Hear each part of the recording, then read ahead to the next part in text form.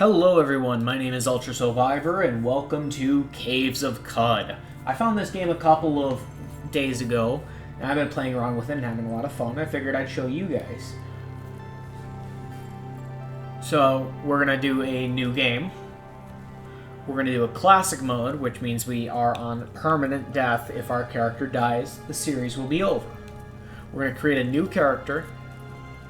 We're going to have mutating humans, which means that as we level up, we can potentially get we'll get new mutations. Let's be a... let's go with a scholar. That seems like it could be fun. Let's go with unstable genome.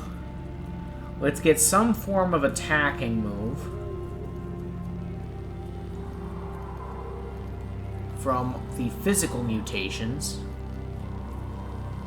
Or here, let's go with horns.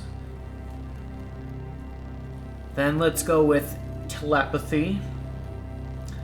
And let's go with...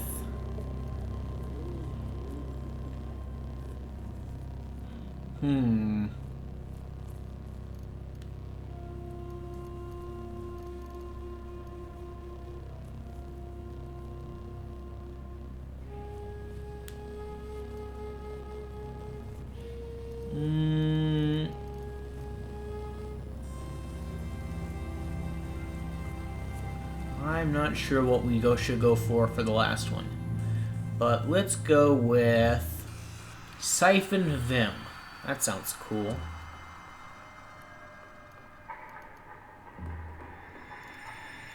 And then finally, we have one more point to use. Let's give ourselves thick fur for some heat and cold resistance. And some reputation with apes, baboons, bears, and grazing hedonites. Hedonists. Jeez. Next, our attributes.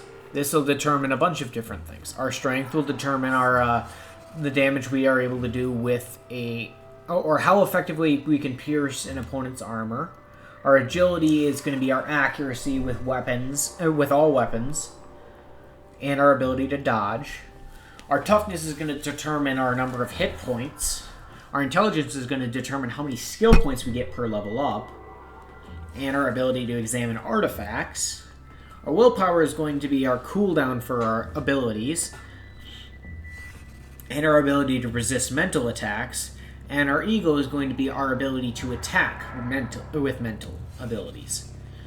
For our build, I think we're going to want to go with strength being high, ego being high, and intelligence being our high stats. Then we'll probably want some good toughness and some good agility. But I think average agility is okay at 16. And then pump the rest into will. I think that's a good lineup for our current character. And then let's go to our summary. Here is the summary for the character we built. Let's save the character in case we want to do a similar build in a future series. We can call this... let's call it the Buff Wizard.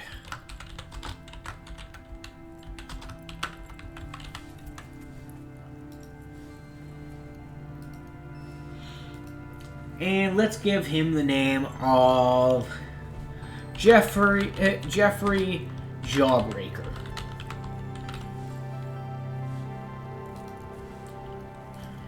Now we can either start in a pre-generated city called Joppa, or we can start in a randomly generated area. I'm not very good at the game. I've only been playing it for a couple of days, so we're going to start in Joppa.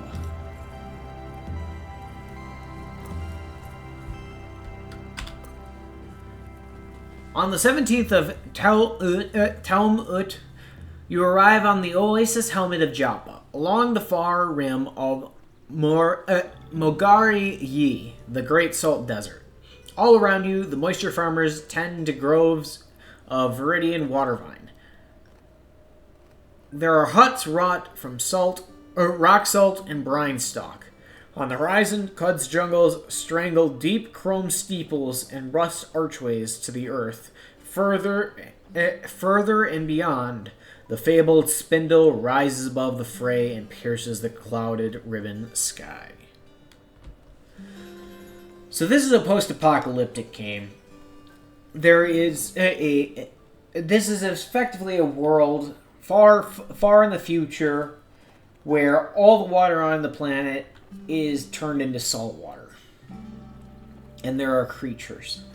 There are mutated creatures and the like. So the first thing we're going to do is I'm going to hit 0 and allow my character to explore freely.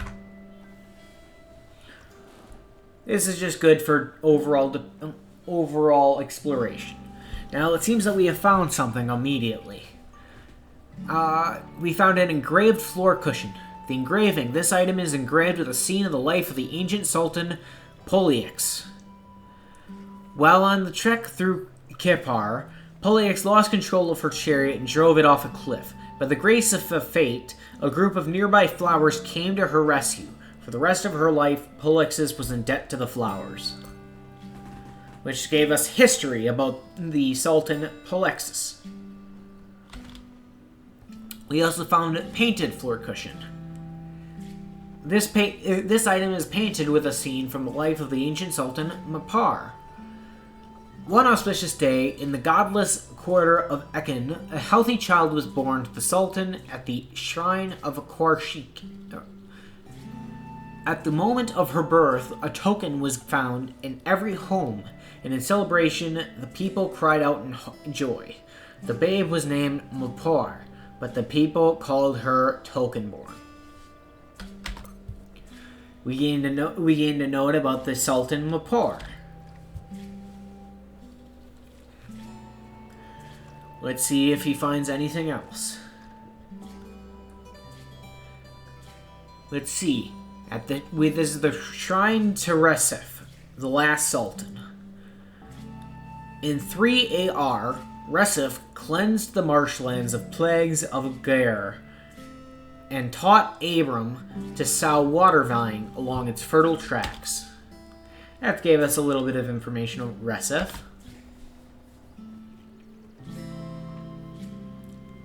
Let's see if we find anything else of interest.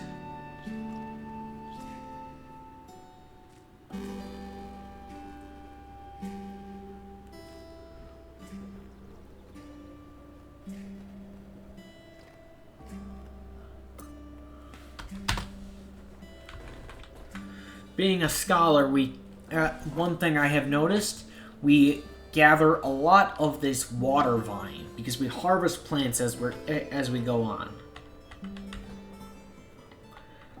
It is food. Let's talk to this guy. Hello, Mehmet. A lot of hand, eh? Live and drink, traveler. I'm called Jeffery Jawbreaker. Mehmet, the tongue says. Live and drink, Jeffery Jawbreaker. Can you tell me about your village, Joppa? Watervine Farm is the lamp of the marsh. You suck the moisture out of a vine wafer, yeah? We tend to plant here. I'm in search of work. I have it then. Something is eating our water vine. Round Beetle Moon. Quairon says he saw a creature, spider-like, slinking in the brine, but no cave spider would dare get so near Warden's stomps. I tasted a bit of red fleck in the pool, shale like we find in the soil by Red Rock. Hike there, will you? To Red Rock, just about 2 parasangs north of Joppa. Kill the vermin and bring back one of the corpses. For seeing what it is, Elder will take care to pay you after, Waterhand. I'll do as you ask. We received a quest called What's Eating the Water Vine. Next, there's another quest that's given by this guy here in the shack. Argav. Mom. Exceeding mass thresholds, perhaps a ganglionic teleprojector fitted with suspensors. Oh, I didn't notice you there. That's because I was ignoring you. Waste heat from the thermocast. Centrifugal extraction to the P density of Sunslag. Unexpected deviation from the Clang constant. Must you bother me? What are you, some sort of water freak? Fundrian Eye Pilgrim? Arconaut? Make yourself useful and fetch me a knick-knack from one of the caves. Then I may reward you. Where can I find a cave? There are caves everywhere, you dolt. Scoop the surface of the marsh, or head on east to Rustwells, or wander in the desert for all I care. I'll return with your knick-knack. So those are the two quests that are in the starting area if you spawn in Joppa. There's also this little cave here that you can find. It's normally hidden, but I know where it is because I've played this game a couple of times. Let's go to the next area to the north. Here's another statue we can look at. Shrine of Mapar. In 1712 BR, Mapar appointed a corrupt administrator as minister of the Star Worship Quarter of Mabruk. She mandated the practice of taking a spiritual trek through the tundra in Mapar's name. We discovered the Mabruk Battle Square. You notice the location of Mabruk Battle Square in the locations, historic sections of our journal.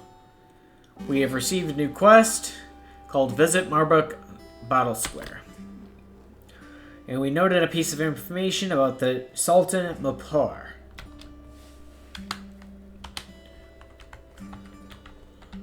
Let's see, what do we have as far as a weapon goes?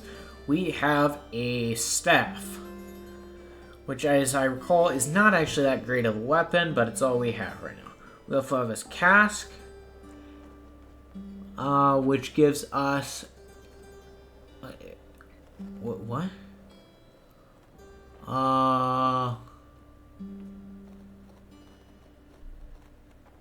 Let's see.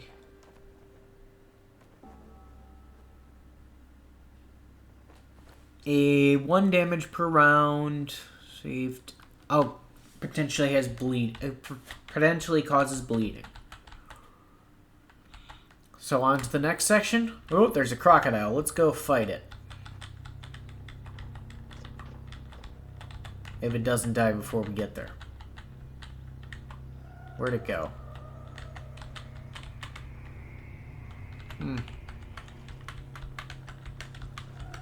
Is this it? Ah, this is.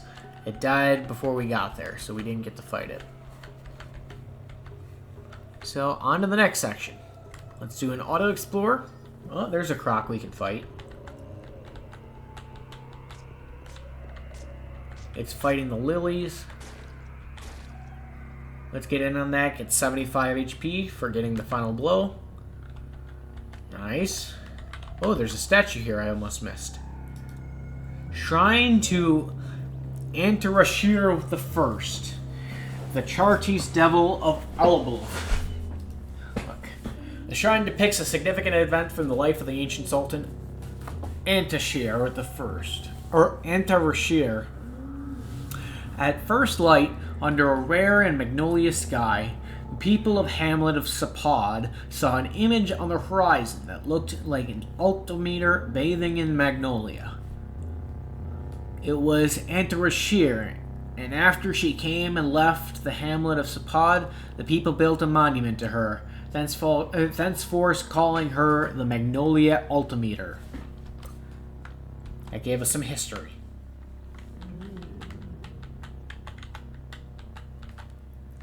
On to the next section. Let's auto-explore.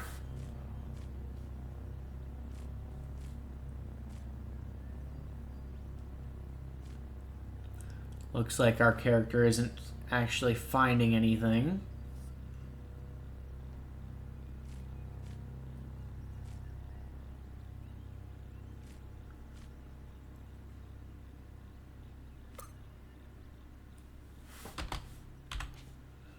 And we have 25 water vine now.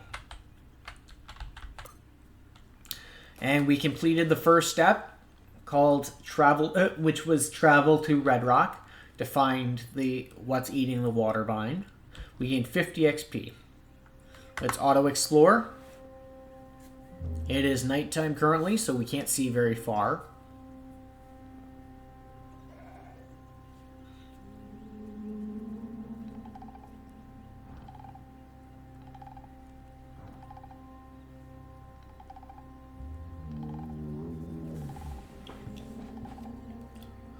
And let's see. It doesn't appear that there's going to be anything in this section.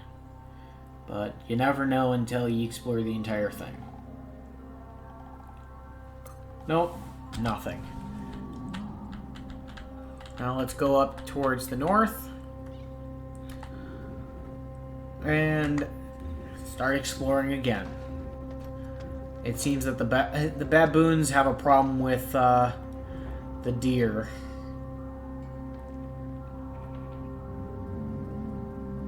We are neutral to both, so we will not get involved on either side. Let's see. It appears all we found was an entrance to a cave. So we're going to go to the nearest stairway down. We're going to go down.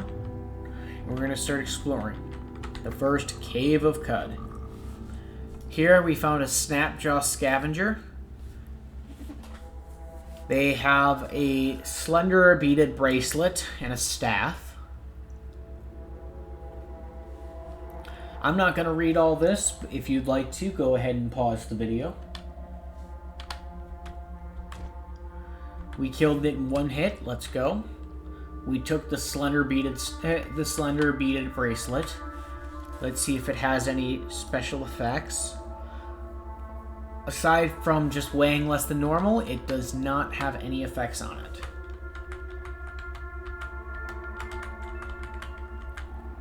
There's nothing this way, so let's hit 0 so we start heading back automatically.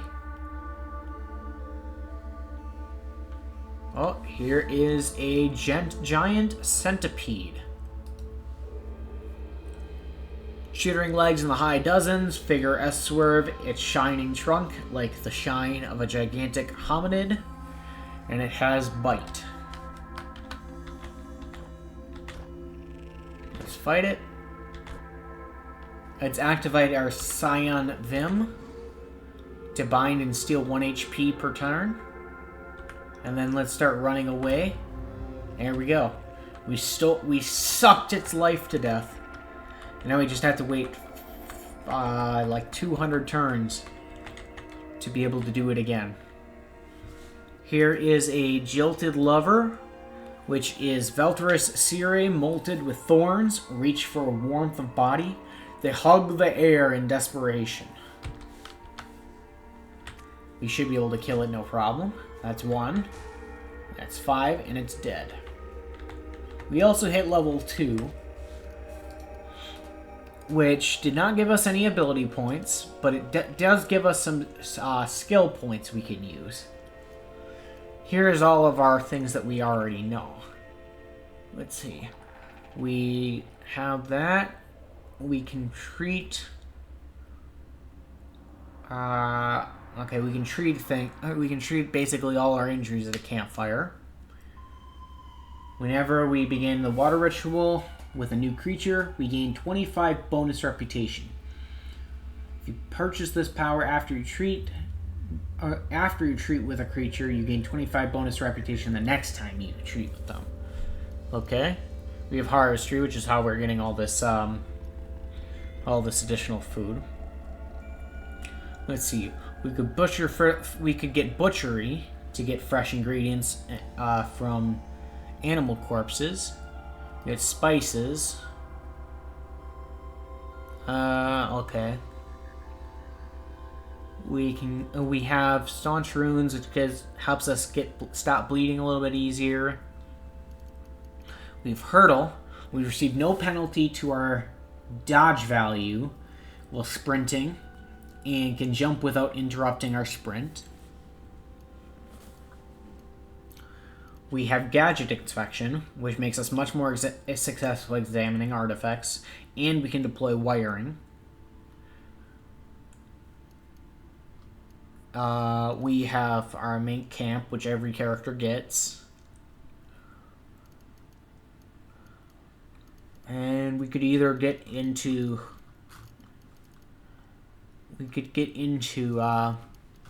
some kind of weapon proficiency. Right now we have a cudgel. So if we're going to do that, we would want to get into the... Unless we want to go into something else, we would want to get into cudgels. Just for now, let's take a look. That'll give us +2 to hit with them. It gives a chance... And we could also get a chance to... what do you call it? Daze an opponent. But we'll not worry about that for now. Kill that. We found a beetle. Beetle bum. They are neutral. Oh, here is another one of the jilted lovers. It's dead. Another one. Dead. Oh, here is a seed-spitting vine. It does exactly what it sounds like. It's a ranged plant that wants to kill us. So, there we go. Right now we're hungry and we're quenched. So let's fix the hungry by going to this and cooking and just whipping up a meal. Let's see what we got. We got a sprinkle of notable seed spit, an exalted chickpea, and a hatter's face. We ate the meal and it's tastier than usual, giving us 10% natural healing for the rest of the day. Let's go. That's all that's on this floor, so let's go to the next floor. After we rest for a little bit. There we go. Alright, let's explore this way. Here's another jilted lover. Oh, critical hit. That hurt. We are currently bleeding. Let's just wait it out. There we go. We're not bleeding anymore.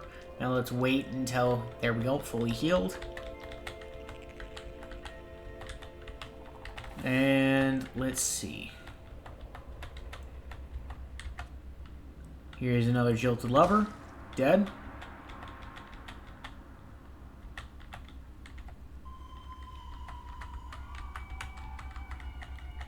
And here are 2 Snapjaw Scavengers, which are hostile to us.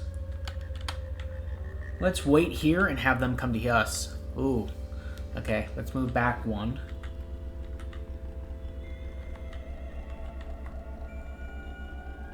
This is not necessarily good. Let's kind of use the bats to body block. There we go. Now we can fight them one at a time, which is nice.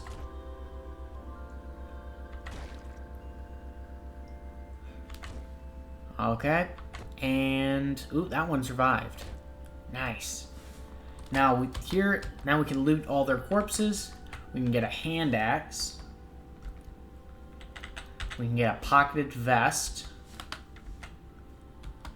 And it looks like that's all that's very useful on them. So let's go ahead and take a look. Is there anything better we could use? Here's cloth robe, which gives us 1 armor value and 0 dodge value. This gives us 1 dodge value and 0 armor value, but also gives us more carrying capacity. We already have 300 carrying capacity, so I think we're okay. Let's keep exploring. Alright, here's another one of the Snapmaws. Oh, and here's also a Snap Maw Brute. He has a bronze mace. And let's see. Tussocks of fur-dressed skin stretched over taut muscle, upright stands. She stands. But she looks ready to drop onto force. Her snout snarling, her ears twitching. She barks, and her hyena trab skin answer. So let's kill this one next to us. Oh, I must have hit the wrong button. Let's hit it again to kill it. Okay, we got a lucky what's it called? Mutation. So we can choose from any of these 3 mutations.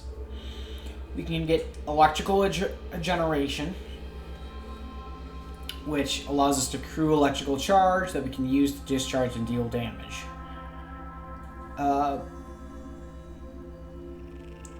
Let's see.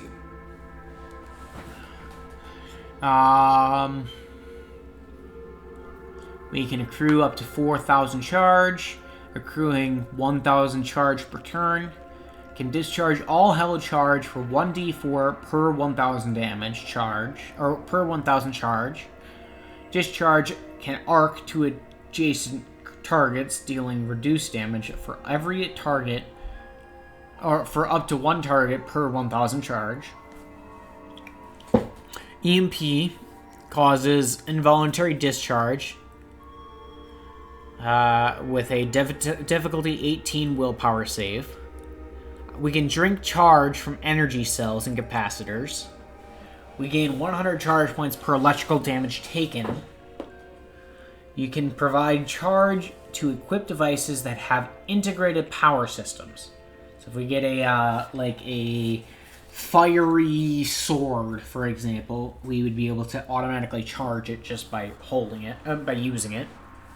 We could also get Sunder Mind, which sunders the mind of an enemy, leaving them reeling in pain for up to 10 turns. You engage in psychic combat with an opponent, dealing damage each round. Taking an action other than passing the turn will break the connection.